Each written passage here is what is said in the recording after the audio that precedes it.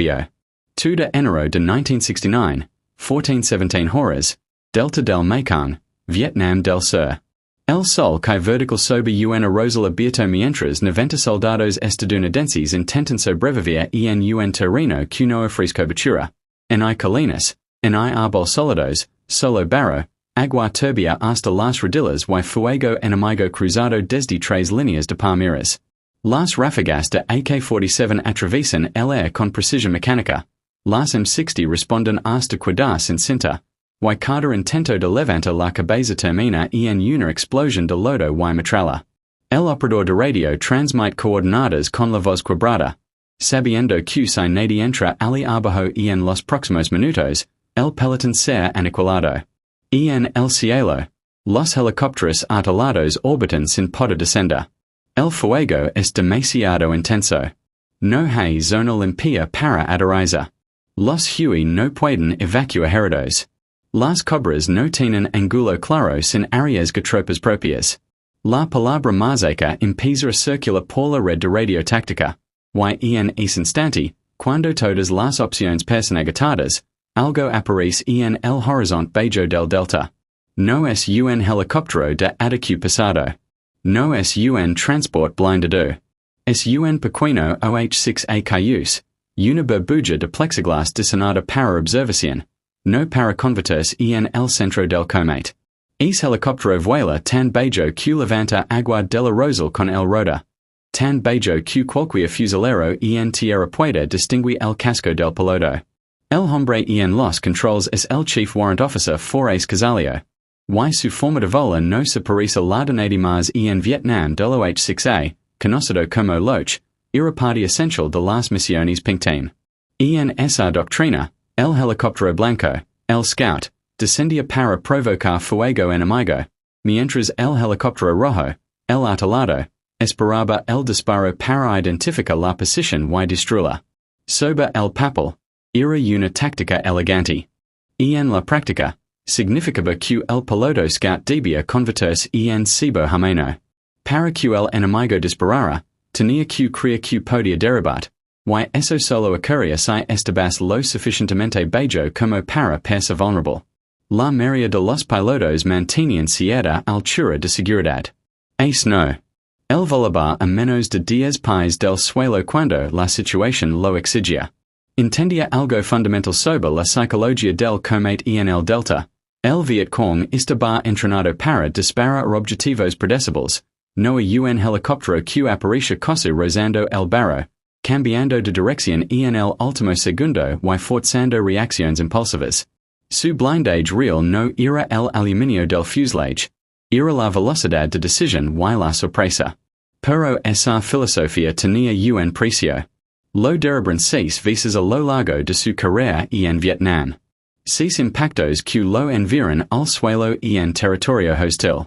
6 ocasiones en las que salir con vida fue cuestión de segundos, no de minutos.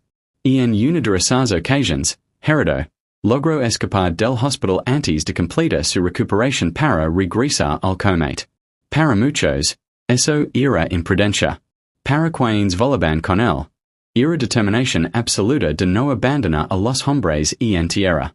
Ace no veía el helicóptero como una máquina de reconocimiento, sino como una extensión directa de la infantería. Si los soldados estaban atrapados, él descendía.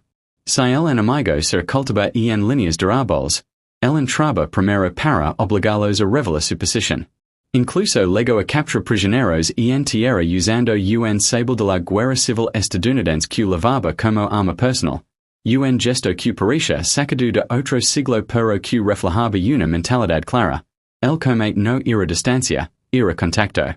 Y ahora, el 2 de enero de 1969, 90 hombres estaban siendo rodeados en un Arrozal sin salida. Las opciones convencionales y no funcionaban. El manual no ofrecía soluciones para una zona abierta con fuego cruzado perfectamente establecido. Sin embargo, mientras otros evaluaban probabilidades de supervivencia, Ace Cozzalio estaba descendiendo. No estaba buscando un ángulo cómodo. Estaba buscando el punto exacto donde el enemigo se siente seguro. Por que sabia que se lograba romper esa sensación de control, aunque fuera por segundos, podia cambiar el destino de 90 vidas. Y lo que decidió hacer continuación no estaba en ningún manual táctico. Vola tan bajo que el enemigo entra en pánico. El OH-6A de Ace Cozzalio no reduce velocidad al aproximarse al Arrozal. La incrementa ligeramente mientras desciende una altura que ningún instructor recomendaría en una zona caliente. Desde arriba, los artilleros observan incrédulos como el pequeño Loco se convierte en el único punto móvil dentro de un campo saturado de fuego enemigo. Las balas comienzan a perforar el agua a su alrededor, levantando pequeñas columnas que siguen su trayectoria como si el Arrozal estuviera hirviendo. Ace no busca cobertura porque no existe. Busca reacción. Sabe que el Vietcong, convencido de que tiene 90 hombres atrapados, no espera que un helicóptero entre cosa tocando el barro. Esa erupción repentina altera el ritmo del enemigo. Los tiradores deben de concentrarse exclusivamente en la infantería y desvían sus armas hacia el objetivo más inmediato y aparentemente vulnerable. Ese es el punto. En las misiones Pink Team, el scout es el disparador del caos controlador. El helicóptero blanco absorbe la atención, identifica el origen del fuego y transmite coordenadas precisas para que el rojo ejecute la respuesta letal. Pero para que funcione, el piloto debe tener nervios capaces de operar en una fracción de segundo. A esa altura, no hay margen para corregir errores. Un retroceso mínimo en el pedal de cola o en el colectivo puede convertir el helicóptero en una antorcha. Ace maniobra con movimientos cortos y agresivos. Gira 90 grados en pleno descenso. Acelera en línea recta sobre una franja de palmeras y de pronto corta la izquierda casi rozando el agua. No es vuelo elegante. Es vuelo táctico. Cada cambio brusco obliga a los tiradores en tierra a reajustar su puntería. Y en ese reajuste se revela su posición. Las ráfagas trazadoras delatan nidos ocultos entre vegetación que hasta 6 segundos parecen inofensivos. Desde arriba, los helicópteros artillados reciben la información. Coordenadas. Dirección de fuego. Distancia estimada. Ahora se tienen un objetivo claro. Los cohetes comienzan a caer sobre las líneas de palmeras. El sonido cambia. Donde antes había disparos concentrados, ahora hay explosiones que desorganizan al enemigo.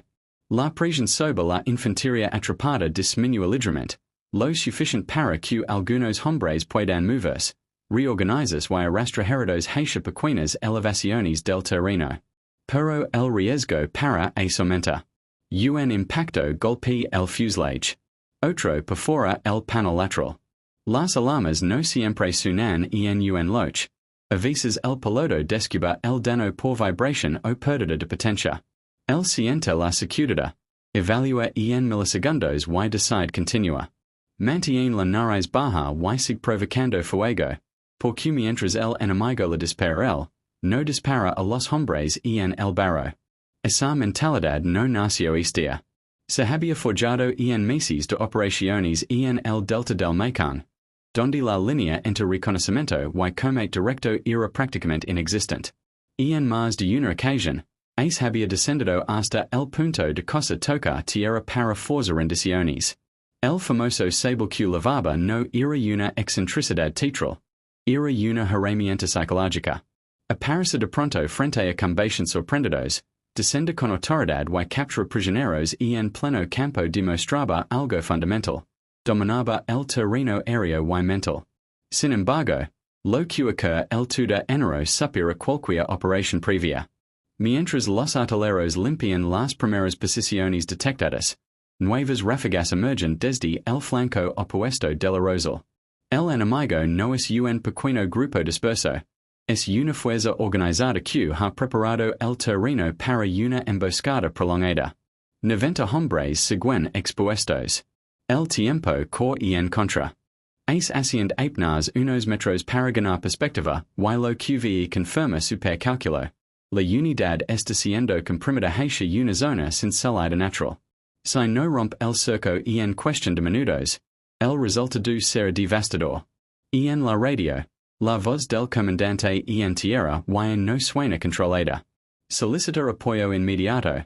Evacuation. Cualquier cosa que cambie la dinámica. Los helicópteros pesados de Dan. Descender ali podría significa perder múltiples aeronaves en segundos. Ace no duda. Realiza un giro cerrado, cosa violento. Y apunta directamente la concentración más intensa de fuego enemigo. No para atacarla con cohetes, porque no los tiene, sino para obligarla a cometer un error. Vuela tan bajo que el roda golpea la capa superior del arroz, levantando una cortina de agua y barro que reduce visibilidad en tierra. Durante unos segundos críticos, la línea de tiro del enemigo se distorsiona. Esos segundos permiten que la infantería se reposicione. Pero el helicóptero comienza a perder estabilidad. La vibración aumenta. Algo vital ha sido alcanzado. Y ahora Ace debe tomar una decisión imposible. Retirarse y salvar su propia vida. O descender todavía más y hacer algo que ningún piloto scout había intentado en una zona de exterminio activa. Lo que elige a continuación redefine para siempre la doctrina de vuelo bajo en comete. La decisión imposible. El OH-6A vibra con una intensidad que ningún manual considera aceptable. Ace Cozzalio siente la pérdida de potencia antes de confirmarla en los instrumentos. El motor responde con una nota irregular y el rotor transmite una secuda de seca a través de los pedals. Está recibiendo impactos. Demasiados. A esa altura, cualquier daño estructural puede convertirse en un giro incontrolable hacia el barro. Tiene una ventana de segundos para decidir. Podría trepar, ganar altura y salir del área caliente antes de que el motor falle por completo. Sería una decisión comprensible. Profesional, incluso. Pero al elevarse, devolvería al enemigo la iniciativa. Las armas en tierra volverían a concentrarse sobre los 90 hombres atrapados. El Arrozal volvería a convertirse en una trampa perfecta. Ace mira el terreno una vez más. No veía líneas enemigas abstractas. Vi hombres moviéndose con dificultad, heridos intentando arrastrarse. Un operador de radio que sigue transmitiendo bajo fuego directo. Vi la compresión táctica. El cerco cerrándose. Y entiende que si no rompe es patrón ahora, no habrá segunda oportunidad. ACI que no asiente. Deciende. Baja todavía más. Hasta el punto en que el tren de aterrizaje prácticamente toca el agua. El rotor levanta una tormenta de barro que reduce visibilidad y crea un efecto caótico sobre el terreno inmediato. No es un ataque convencional. Es una maniobra psicológica y física al mismo tiempo. El enemigo, que esperaba un blanco aéreo predecible, recibe una masa giratoria a pocos metros de su posición, alterando ángulos de tiro y obligando a reacciones sin coordinación. En la radio, los artilleros escuchan su voz. Clara. Directa. Marcan nuevas posiciones detectadas en el último segundo antes de perder estabilidad. Las cobras ajustan y disparan. Cohetes y ametralladoras barran la línea donde segundos antes se concentraba el fuego más intenso. El efecto es inmediato. La presión sobre la infantería disminuye lo suficiente como para permitir una ruptura parcial del cerco. Algunos hombres logran avanzar hacia una franja menos expuesta.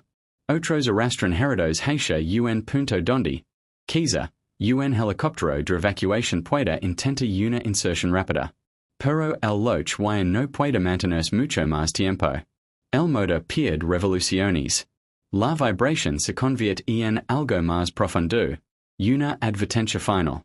Ace realiza un último viraje controlado, intentando orientar la caída hacia una zona donde no quede directamente sobre fuerzas enemigas. No es un aterrizaje limpio. Es un descenso forzado en terreno saturado.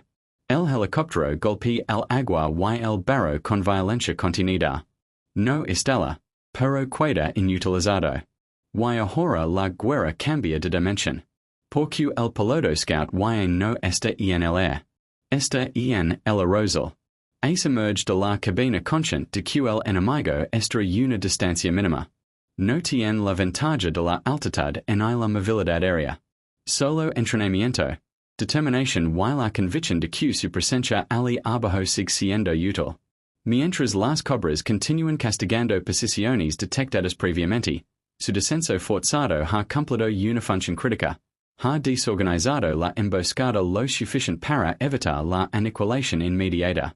El enemigo ya no dispara con la misma cohesión. La sorpresa inicial se ha invertido.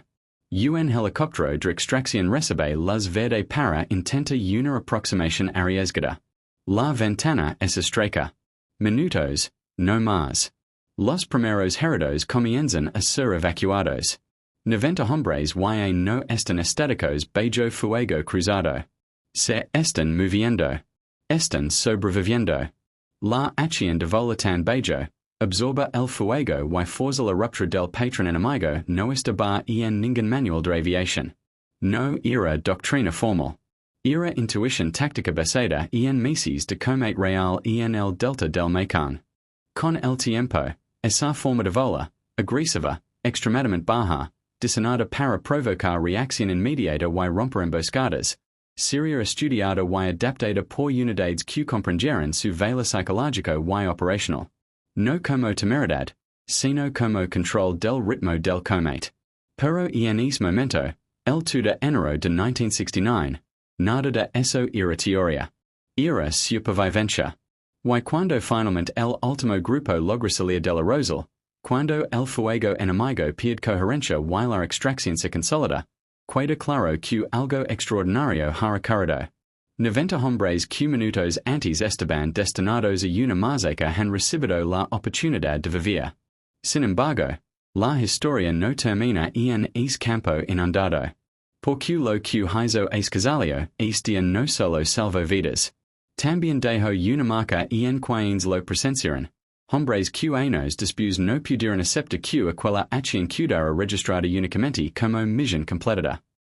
18 de ellos firmaron una carta dirigida al Senado de los Estados Unidos, argumentando que lo ocurrido en ese Arrozal superaba cualquier estándar ordinario de violencia. Y esa carta abriría un debate que todavía resuena. Section 4. 18 firmas y un legado que no se puede ignorar. El barro del Arrozal se secó con el paso de los días, pero lo que ocurrió el 2 de enero de 1969 no desapareció con la lluvia del Delta. Los hombres que salieron vivos de quel campo sabían que habían estado al borde de algo irreversible. No hablaban de suerte. Hablaban de una intervención concreta, medible, decisiva. Hablaban de un piloto que eligió convertirse en el blanco principal para romper una emboscada perfectamente ejecutada. En los informes oficiales, la misión quedó registrada con lenguaje técnico, contacto enemigo, apoyo aéreo cercano, extracción exitosa. Pero quienes estuvieron allí sabían que esas palabras no capturaban la magnitud del riesgo asumido en la naturaleza de la decisión tomada en segundos. Con el paso de los años, 18 soldados firmaron una carta dirigida al Senado de los Estados Unidos solicitando que Ace Cozzalio recibiera la medalla de honor de manera póstuma. No era una iniciativa impulsiva. Era el resultado de décadas de reflexión sobre lo que realmente había sucedido en ese Arrozal. En la carta describían como el descenso extremo del Loch había desorganizado el fuego enemigo, como la maniobra permitió una ruptura crítica del cerco y como, sin esa acción, la unidad habría sufrido pérdidas catastróficas. No estaban hablando de heroísmo abstracto. Estaban hablando de 90 nombres concretos. Para comprender el peso de esa petición, hay que entender lo que representa la medalla de honor. No se concede por violencia ordinaria en combate. Se concede por acciones que van más allá del deber, bajo fuego enemigo directo, con riesgo consciente de la propia vida y con impacto decisivo en el resultado de la misión. Los firmantes argumentaban que Ace cumplía cada uno de esos criterios. Pero más allá del reconocimiento formal, su legado ya estaba operando en silencio dentro de la doctrina táctica. Las unidades que estudiaron operaciones en el Delta comprendieron que el vuelo bajo no era simplemente una forma temeraria de volar, era una herramienta psicológica. Forzar al enemigo a reaccionar, romper su ritmo, obligarlo a revelar posiciones mediante sorpresa extrema, se convertio en principio applicado y refinado en operaciones posteriores. El concepto de controla el tempo del comete desde el air, incluso con aeronaves ligeras, influyó en la forma en que fuerzas especiales y unidades de aviación ligera evaluaban zonas de emboscada. No siempre significaba descender hasta 10 pies del suelo, pero se implicaba comprender que la agresividad calculada podía alterar por completo el equilibrio táctico. Ace no escribía manuals. Vola ba. Pero su forma de volar enseñó lecciones que otros formalizaron. También dejó una marca más humana. Los hombres que sirvieron con él no lo describían como imprudente, sino como comprometido con una idea simple. Ningún soldado en tierra debía sentir que estaba solo. Esa mentalidad explicaba por qué había regresado al comete tras ser derribado 6 veces. Explicaba por qué escapó de un hospital para volver a volar antes de completar su recuperación. Explicaba incluso el gesto casi anacrónico de levar un sable de la guerra civil para capturar prisioneros en operaciones de bajo vuelo. No era teatralidad. Era convicción de que la iniciativa debía ser total. En el contexto más amplio de la Guerra de Vietnam, una guerra marcada por terreno complejo, ambigüedad estratégica y combates dispersos, historias como la suya rara vez ocupaban titulares. No eran grandes ofensivas ni batallas convencionales. Eran decisiones tomadas a baja altura, en segundos, en arrozales que no figuraban en mapas históricos destacados. Sin embargo, para quienes sobrevivieron gracias a esa decisión, el significado fue absoluto. El debate sobre el reconocimiento formal continúa siendo parte de la memoria militar. Pero incluso sin una medalla colgada del cuello, la historia de Ace Cozzalio persiste en relatos de aviadores que estudian operaciones de reconocimiento armado, en instructores que explican la importancia de la iniciativa táctica y en veteranos que recuerdan el sonido de un pequeño helicóptero descendiendo cuando todo parecía perdido. Porque al final, el 2 de enero de 1969 no se trató solo de volar bajo. Se trató de asumir que, en ciertos momentos, la única forma de salvar vidas es hacer algo que ningún manual recomienda y que cosa nadie se atrevería a intentar. 90 hombres regresaron de ese Arrozal.